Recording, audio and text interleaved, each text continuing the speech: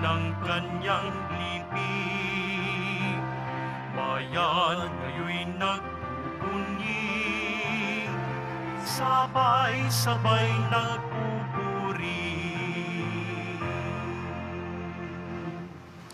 Sa ngalan ng Ama at ng Anak at ng Espiritu Santo. Amen.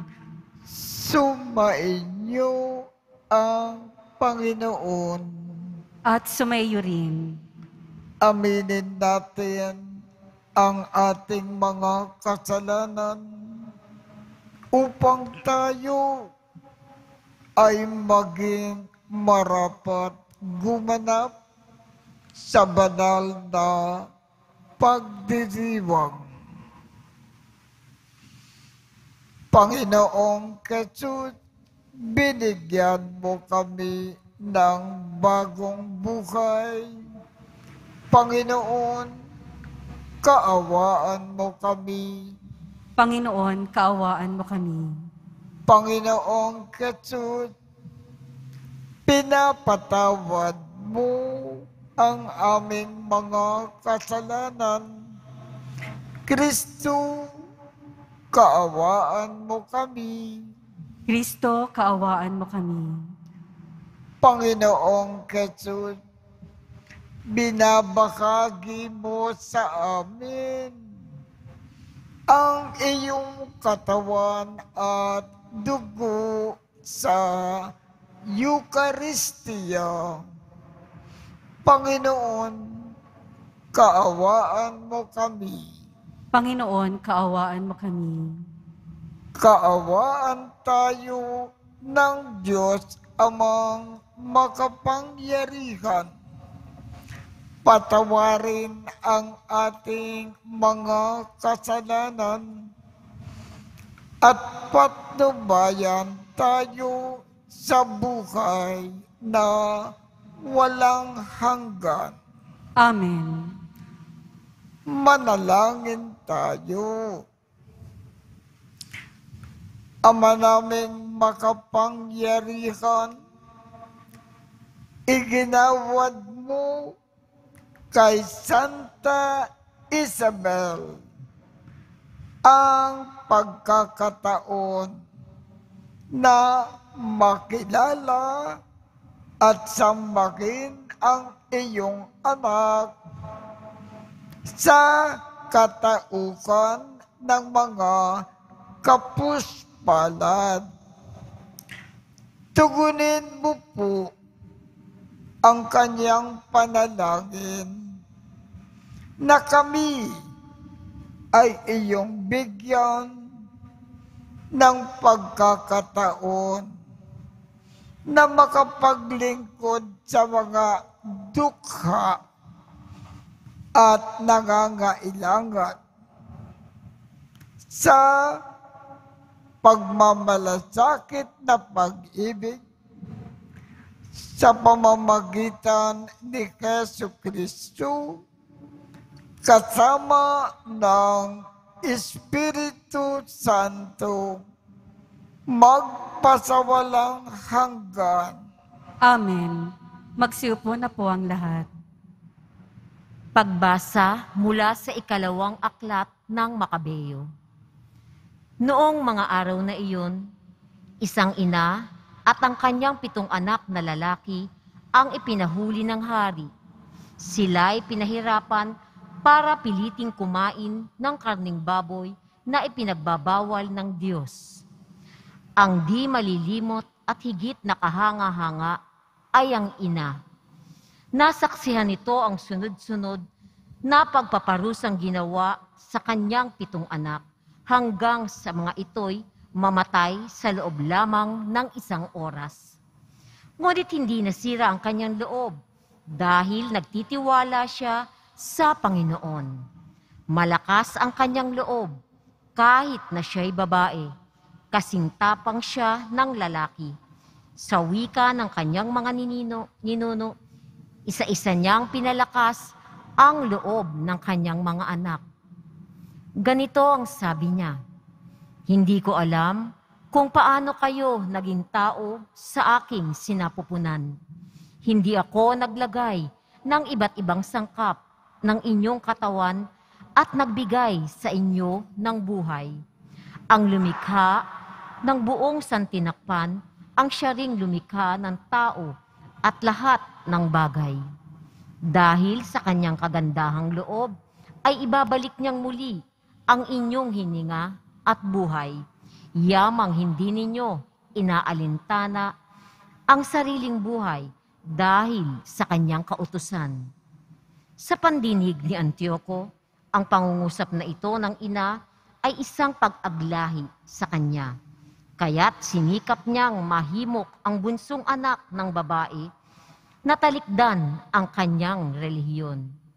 Ipinangako niya na pagyayamanin siya, patatanyagin, pagkakalooban ng mataas na tungkulin at ituturing na isang kaibigan ng hari. Subalit hindi siya inintindi ng anak, kaya't nilapitan ng hari ang ina. Sinabi niyang, payuhan ito ang anak kung gusto niya ito'y mabuhay. Sa kahihimok ng hari, napahinuhod ang ina sa nakausapin ang anak. Bilang pag-uyam sa malupit na hari, dumikit siya sa kanyang anak at pabulong na kinausap ito sa sariling wika.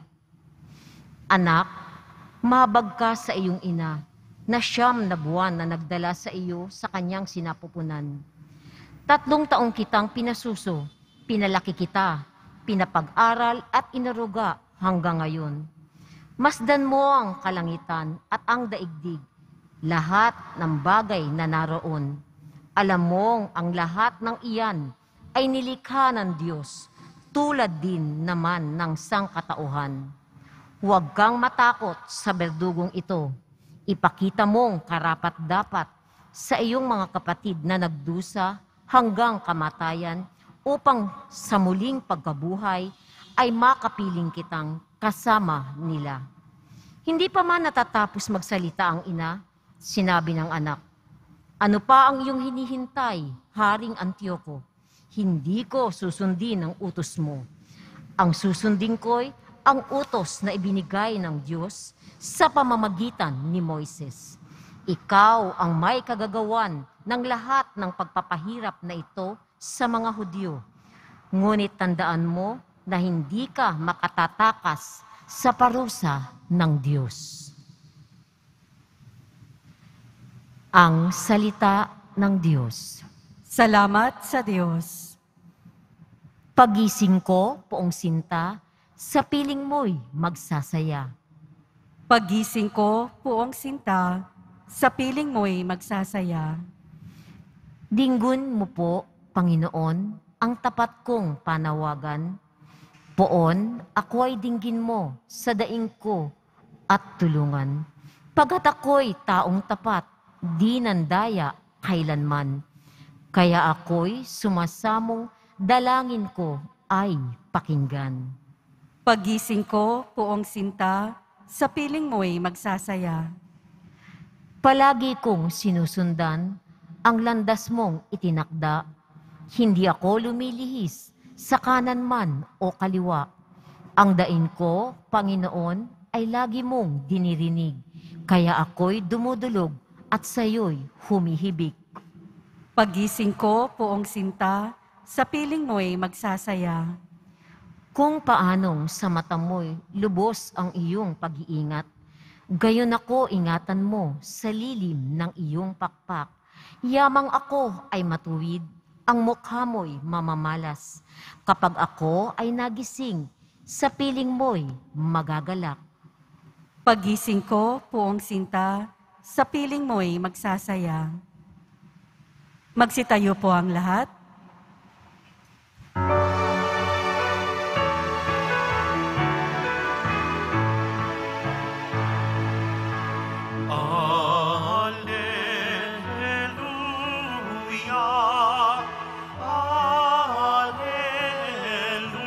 Alleluia,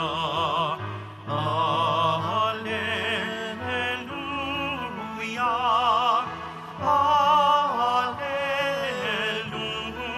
Alleluia. hinirang tayo ni Kristo upang mamungang totoo bilang mabubuting tao. Alleluia, Alleluia, Alleluia,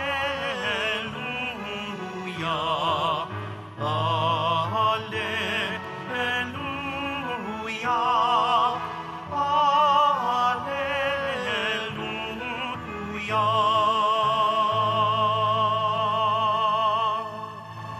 Sumainyo ang Panginoon. At sumayo rin. Ang mabuting balita ng Panginoon ayon kay San Lucas. Papuri sa iyo, Panginoon. Noong panahong iyon, isinaysay ni Jesus ang isang talinghaga sa mga nakarinig ng una niyang pangungusap. Ginawa niya ito sapagkat malapit na siya sa Jerusalem. At ang akala ng mga tao ay itatatag na ang kaharian ng Diyos. Sabi ng Panginoon, may isang mahal na tao na nagtungo sa malayong lupain upang gawing hari at magbalik pagkatapos niyon. Bago siya umalis, tinawag niya ang 10 sa kanyang mga alipin. Binigyan niya ang mga ito ng tig-iisang salaping ginto at sinabihan sila, ipangalakal ninyo iyan hanggang sa pagbabalik ko. Puot naman sa kanya ang kanyang mga kababayan. Kaya pagkaalis niya, nagsugo sila ng mga kinatawan upang sabihin sa kinauukulan, ayaw naming maging hari ang taong ito. Ngunit ginawa ring hari ang taong iyon. Umuwi siya pagkatapos at ipinatawag ang mga alipin na binigyan niya ng salaping ginto upang malaman kung gaano ang tinubo ng bawat isa. Lumapit sa kanya ang una at ang sabi, Panginoon, ang salapi ninyo na ginto ay nagtubo ng 10. Magaling, sagot niya. Mabuting alipin, yamang naging matapat ka sa kakaunting bagay, pamamakalain kita sa 10 bayan. Lumapit ang ikalawa at ang sabi, Panginoon, ang inyong salaping ginto ay nagtubo ng 5. At sinabi ng Panginoon sa kanya, mamamakala ka sa 5 bayan. Lumapit ang isa pang alipin at nagsabi, Panginoon, ito po ang inyong salaping ginto. Binalot ko sa panyo at itinago. Natatakot po ako sa inyo sapagkat napakahigpit ninyo.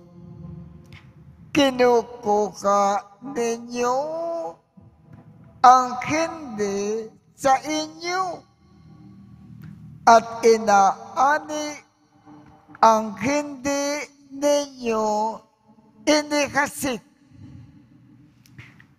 Sinagot siya ng kanyang Panginoon, masamang alipin, sa salitang mong iyan, kita hakatulan. Alam mo palang ako ay mahigpit. Sinabi mo, kinukuha ko ang hindi sa akin at inaani ko ang hindi ko inikasik. Bakit hindi mo inilagay sa bangko ang aking salapi? Pagbabalik ko, sana may tinubo ang puhunang ito. At sinabi niya sa mga naroon, kunin ninyo sa kanya ang salaping ginto at ibigay sa may 10. Panginoon, siya po ay mayroon ng 10 salaping ginto. Wika nila. Sinasabi ko sa inyo, ang bawat mayroon ay bibigyan pa.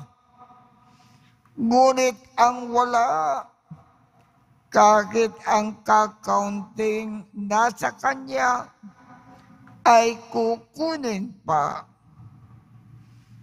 Tungkol naman sa mga kaaway kong ayaw na ako'y maghari sa kanila, dalhin ninyo rito at patayin sa harapan ko. Pagkasabi nito, nagpauna si Jesus patungong Jerusalem.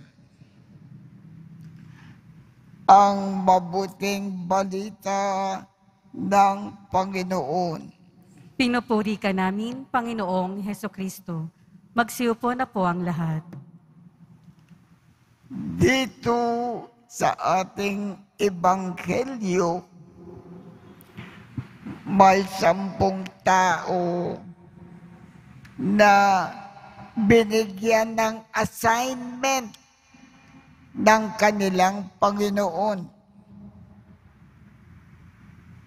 May mga tao, ginampanan nila ang homework na iniatas sa kanila. Ano ngayon ang nangyari? Gumanda ang kanilang buhay. May mga tao naman na hindi ginampanan ang kanilang assignment. Ano ngayon ang nangyari sa kanila? Napahamak sila. Ano ngayon ang ibig ipaalam sa atin ng Panginoon? Ang bawat isa sa atin ay binigyan ng assignment ng Diyos na gampanan dito sa lupa. Kung ginampanan natin ng gusto ang homework na iniatas sa atin ng Diyos, gaganda ang ating buhay dito sa lupa at lalong-lalo na sa kabila. Kung hindi natin ginampanan naman ang ating homework, sasama ang ating buhay sa lupa. At kung tayo ay namatay, hindi tayo tatanggapin sa langit. Kaya, gampanan natin ang assignment, ang homework na iniatas sa atin ng Diyos. Isang halimbawa, ang bawat isa sa atin, ang isang malaking assignment na ipinagkatiwala sa atin ng Diyos habang tayo ay nabubuhay sa lupa bilang pagmamahal natin sa Diyos, mahalin natin ang lahat ng ating kapwa. At sa ating pagmamahal sa kapwa, lagi tayong maglingkod, magkawang gawa, tumulong sa mga nangangailangan. Kung ginampanan natin itong assignment na magmahal ng kapwa dito sa lupa, gaganda ang ating buhay dito sa lupa. At kung tayo ay namatay, tatanggapin kaagad tayo sa langit. Kung hindi natin ginampanan ang ating assignment na magmahal dito sa lupa, na magiging napakalungkot ang ating buhay sa lupa. At kung tayo ay namatay, ang langit sarado para sa atin. Kaya ang payo ng Panginoon, anumang assignment o homework na ipinagkatiwala sa atin ng Diyos habang tayo ay nabubuhay sa lupa, gampanan natin ng walang pagkukulang.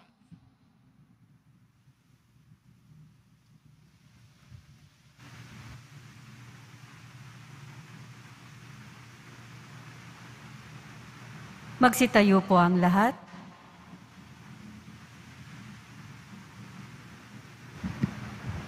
Minamahal kong mga kapatid, natitipon bilang mga anak ng Diyos Ama na tagapagbigay ng lahat ng kabutihan. May pagpipitagan tayong manalangin sa Kanya. Ang ating tugon, Ama ng kabutihan, basbasan mo kami. Ama ng kabutihan, basbasan mo kami. Ang simbahan naway hindi matakot sa mga pagsubok, kaugnay ng mga pagbabago, at magamit niya sa matuwid na pamamaraan ang mga biyayang ipinagkaloob sa Kanya. Manalangin tayo. Ama ng kabutihan, basbasan mo kami. Ang lahat ng tao naway makibahagi sa kayamanan ng lupa ng may katarungan, pagkakaisa at kapayapaan. Manalangin tayo. Ama ng kabutihan, basbasan mo kami. Tayo naway magkaroon ng malalim na pagpapahalaga sa simpleng buhay upang lubos nating madama ang patuloy na pagdaloy ng pag-ibig ng Diyos sa ating mga maliliit na gawang kabutihan. Manalangin tayo. Ama ng kabutihan, basbasan mo kami. Ang mga doktor, mga nurse, at yaong mga nasa propesyon ng pag-aalaga, naway gamitin ang kanilang mga biyaya sa paghahatid ng pag-ibig at habag ni Kristo sa mga dukha, nalulumbay, may sakit, at mga nasa bilangguan. Manalangin tayo. Ama ng kabutihan, basbasan mo kami. Ang mga pinagpalang yumao, naway makasama sa walang hanggang kaligayahan ng Panginoon. Manalangin tayo. Ama ng kabutihan, basbasan mo kami. Ama naming nasa langit, tulungan mo kami na manatiling tapat sa maliliit na bagay ng buhay upang mapagkatiwalaan mo kami sa mga higit na dakilang bagay. Kapag pumasok na kami sa iyong kaharian, hinihiling namin ito sa pamamagitan ni Kristo na aming Panginoon. Amen. Magsiupo na po ang lahat.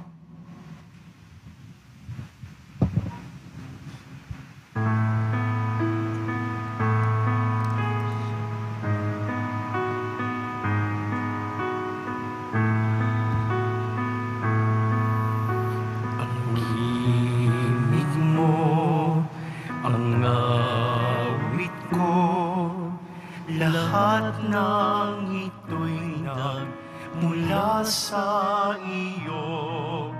Muling ihahandog sa'yo, buong puso kong inaalay sa'yo. O Diyos, o Panginoon, lahat ay biyayang aming inampon, aming buhay at kakayahan. Ito'y para lamang sa iyong kalwalhatian. Ito'y para lamang sa iyong kalwalhatian.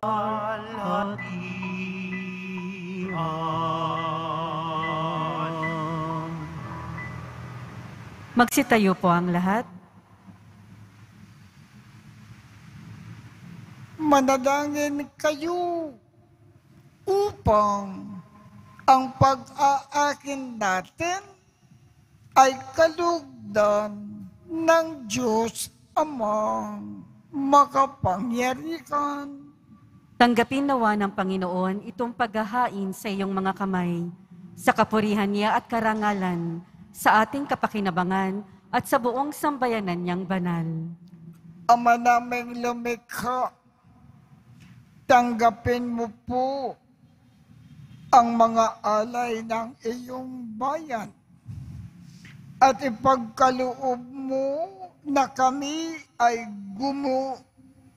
gumugunita sa ginanap ng iyong anak sa kalakhan ng kanyang pag-ibig ay mapatatag ng halimbawa ng mga banal sa pamamagitan ni Jesucristo kasama ng Espiritu Santo magpasawalang hanggan. Amen. Sumainyo ang Panginoon. At sumaiyo rin. Itaas sa Diyos ang inyong puso at diwa. Itinaas na namin sa Panginoon. Pasalamatan natin ang Panginoong ating Diyos. Marapat na siya ay pasalamatan. Ama naming makapangyarihan, tunay ngang marapat na ikaw ay aming pasalamatan. Ikaw ay nagniningning sa piling ng mga banal na ikinararangal mo sa kanilang kabutihan. Ibinigay mo silang kuwaran namin araw-araw at katuwang sa pagsamba sa iyong kamahalan. Sa pamamagitan ng anak mo na si Jesucristo, kami ay naliligid ng mga banal na tao. Sila'y mga saksi na ang pananalig sa iyo ay magaganap namin sa ikararangal mo. Kaya kaisa ng mga anghel na nagsisiawit ng papuri sa iyo nang walang humpay sa kalangitan, kami ay nagbubunyi sa iyong kadakilaan. Santo, Santo, Santo, Panginoong Diyos ng mga hukbo, napupuno ang langit at lupa ng kadakilaan mo, o sana sa kaitaasan. Pinagpala ang naparirito sa ngalan ng Panginoon, o sana sa kaitaasan. Magsiluhod po ang lahat. Ama naming banal, ikaw ang bukal ng tanang kabanalan.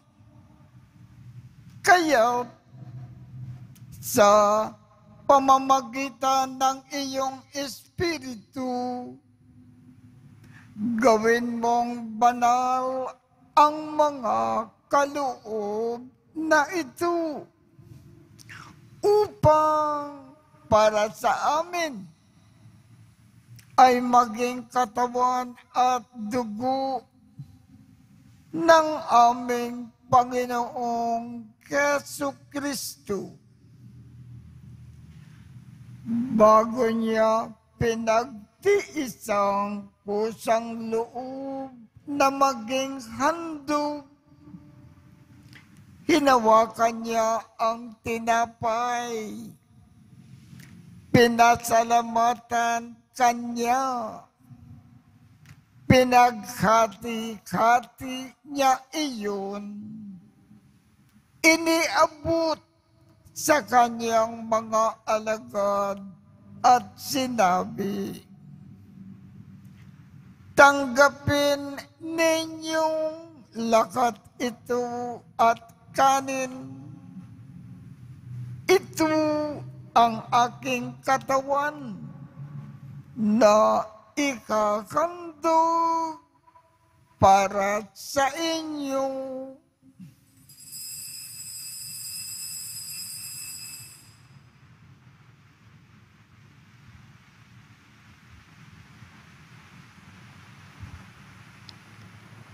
Gayon din naman, noong matapos ang hapunan,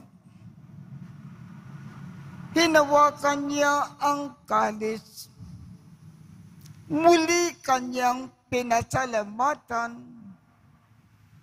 iniabot niya ang kalis sa kanyang mga alagad at sinabi,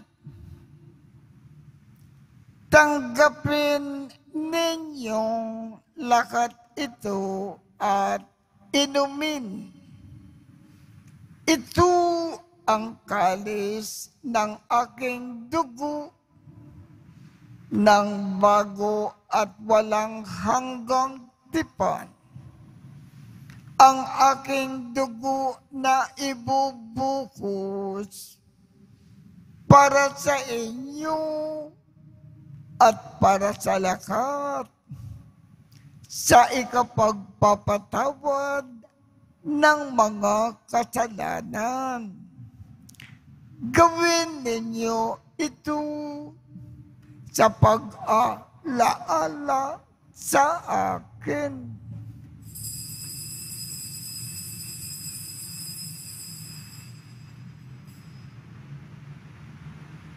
Magsitayo po ang lahat.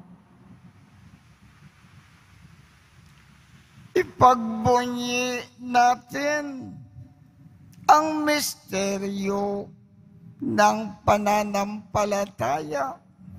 Si Kristo'y namatay, si Kristo'y nabuhay, si Kristo'y babalik sa wakas ng panahon.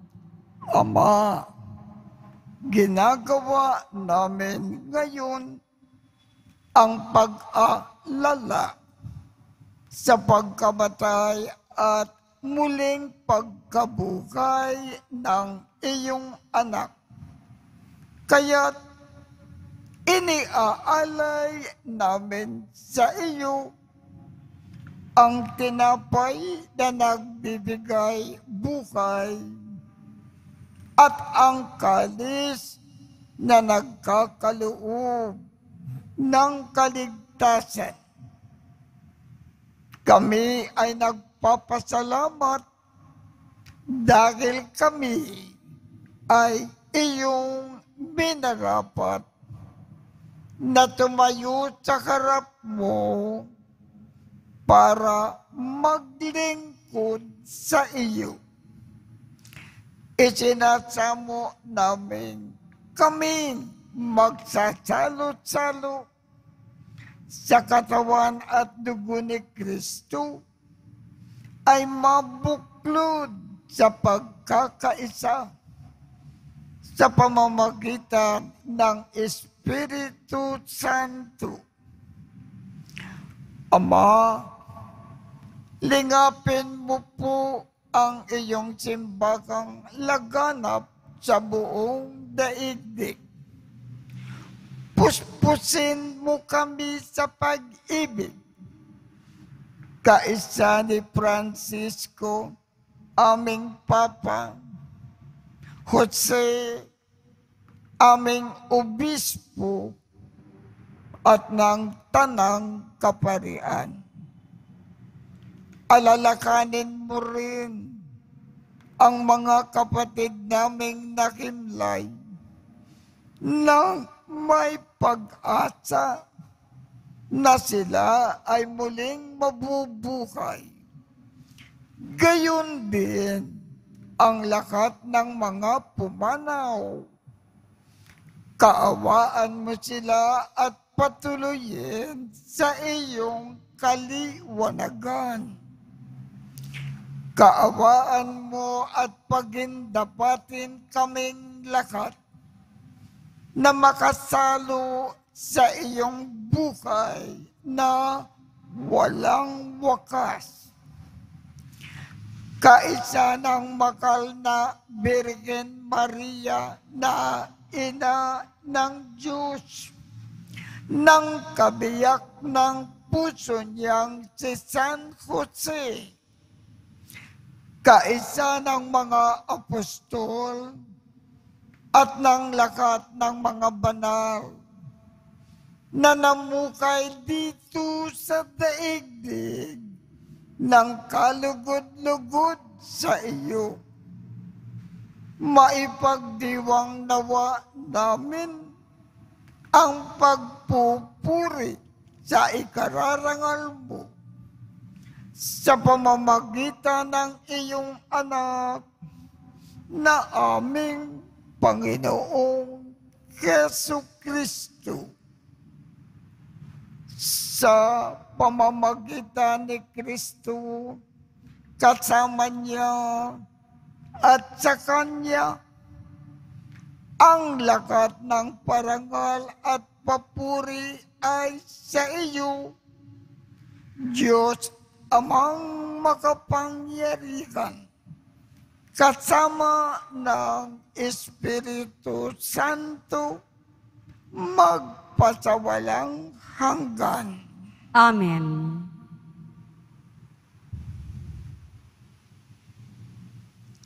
Sa tagubilin ng mga nakagagaling na utos at turo ni Jesus na Panginoon natin at Diyos, ipakayag natin ng lakas loob. Ama namin, sumasalangit ka, sambahin ang ngalan mo, mapasa amin ang kaharian mo, sundin ang loob mo dito sa lupa para nang sa langit. Bigyan mo kami ngayon ng aming kakanin sa araw-araw at patawarin mo kami sa aming mga sala para ng pagpapatawad namin sa mga nagkakasala sa amin. At huwag mo kaming ipakintulot sa tukso at iadya mo kami sa lakat ng masama. Hinikiling namin, Ama, iadya mo kami sa lakat ng masama. Pagkalooban kami ng kapayapaan sa araw-araw. Iligtas sa kasalanan at ilayo sa lakat ng kapakamakan. Samantalang aming pinananabikan ang dakilang araw ng pagpapakayag ng tagapagligtas namin si Jesucristo. Sapagkat iyo ang kaharian at ang kapangyarihan at ang kapurihan magpakailanman. Amen. Panginoong Jesucristo, sinabi mo sa iyong mga apostol, kapayapaan ang iniiwan ko sa inyo. Ang aking kapayapaan ang ibinibigay ko sa inyo. Tungkayan mo ang aming pananampalataya at huwag ang aming mga pagkakasala. Pagkalooban mo kami ng kapayapaan at pagkakaisa ayon sa iyong kalooban, kasama ng Espiritu Santo, magpasawalang hanggan. Amen. Ang kapayapaan ng Panginoon ay laging sumainyo. At sumaiyo rin. Magbigayan tayo ng kapayapaan sa isa't isa.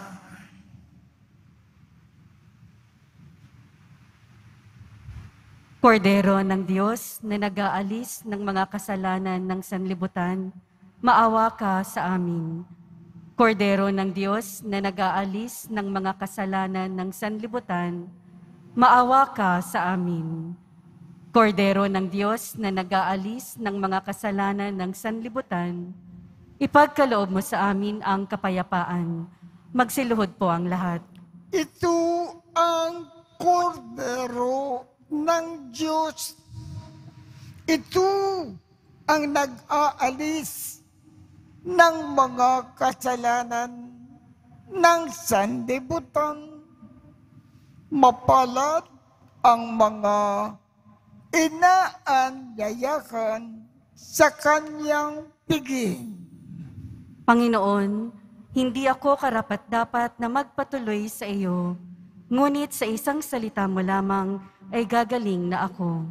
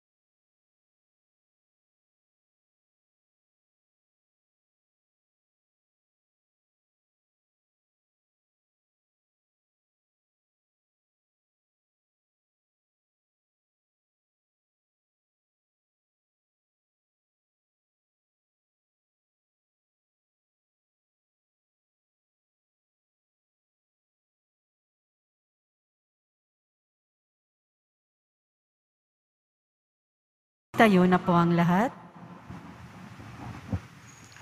Manalangin tayo. Ama naming mapagmahal, kaming mga nakinabang ay dumadalangin na makasunod kay Santa Isabel na nag-ukol ng pagsamba sa iyo sa paglilingkod sa kapwa-tao sa pamamagitan ni Jesucristo kasama ng Espiritu Santo magpasawalang hanggan. Amen. Mga kapatid, ating ipagdasal ang ating mga minamahal na yumao at ang lahat ng mga kaluluwa sa purgatorio. Panginoong naming Diyos, Ama namin, Ikaw po ang dahilan ng aming pagsilang. Sa iyo galing ang aming hiram na buhay.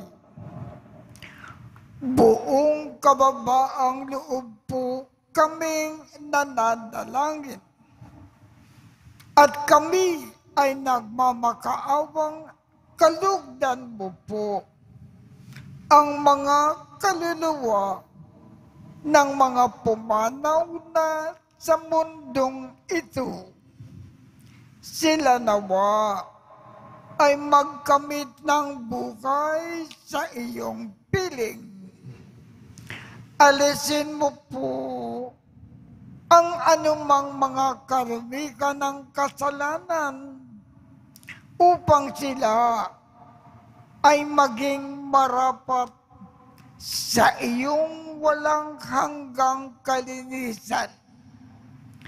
Iahon mo po sila mula sa purgatorio at bigyan ng puwang sa iyong kaharian sa langit.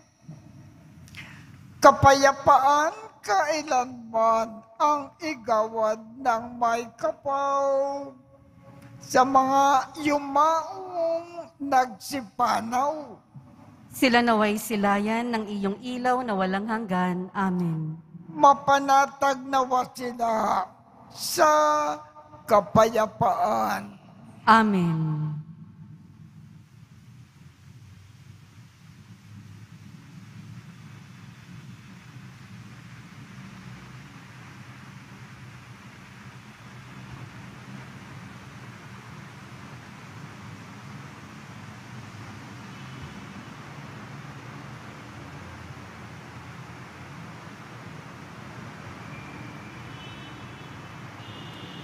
Sumainyo ang Panginoon At sumaiyo rin. at pagpalain kayong lahat ng makapangyarihang Diyos, Ama, Anak, at Espiritu Santo. Amen. Tapos na po ang misa. Humayo tayong mapayapa. Salamat sa Diyos.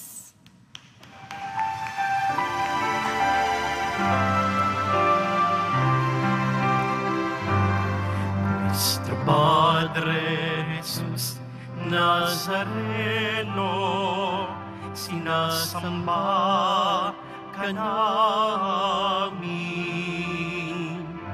pinipintuho ka namin, aral mo ang aming buhay at kaligtasan.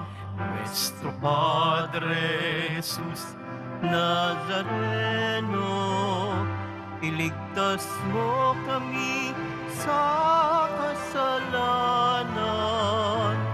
Ang krus mong pinamatayan ay sagisag ng aming kaligtasan. Nuestro Padre Jesus Nazareno, dinarangal ka namin. Nuestro Padre Jesus Nazareno, nilulwalhati ka namin. Nuestro Padre Jesus Nazareno, dinarangal ka namin. Nuestro Padre Jesus Nazareno, nilulwalhati ka namin.